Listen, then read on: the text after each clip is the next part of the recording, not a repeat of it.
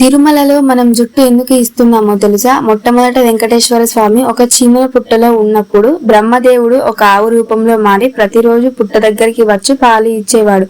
అది గమనించిన ఆవుల కాపరి ఆ ఆవు మీదికి తన గొడ్డలిని విసురుతాడు. అప్పుడు వెంకటేశ్వర స్వామి ఆ ఆవుకి అడ్డంగా నిలబడతాడు. దాంతో ఆ గొడ్డలి వెంకటేశ్వర స్వామి తలకి తగిలి రక్తం కారుతుంది. కొన్నాళ్లకి ఆ దెబ్బ అయితే తగ్గిపోతుంది, కానీ అక్కడ వెంట్రుకలు మాత్రం రావు. ఒకసారి వెంకటేశ్వర స్వామి కొండ మీద పడుకొని ఉండగా ఆకాశ మార్గంలో వెళ్తున్న నీలాదేవి అనే ఒక గంధర్వ కన్య వెంకటేశ్వర స్వామిని చూసి కిందికి వస్తుంది. తలకి తగిలిన దెబ్బను చూసి ఎంతో బాధపడి తన తల నుండి కొన్ని వెంట్రుకలను తెంపి వెంకటేశ్వర స్వామికి ఇస్తుంది. అప్పుడు వెంకటేశ్వర స్వామి ఇలా చెప్తాడు: నా అందం కోసం నీ అందాన్ని పాడు చేసుకున్నావు కదా. కలియుగంలో కొండ మీదకి వచ్చిన నా భక్తులు తమ జుట్టుని ఇచ్చే సాంప్రదాయం మొదలవుతుంది. ఆ జుట్టు యొక్క శక్తి మొత్తం వేరే భూలోకంలో ఉండే నీకు దక్కుతుంది అని చెప్తాడు. మీలో ఎవరికైనా మనం ఇస్తున్న జుట్టును తిరుమలలో ఏం చేస్తున్నారో తెలుసా? తెలిస్తే కామెంట్ రూపంలో తెలియజేయండి.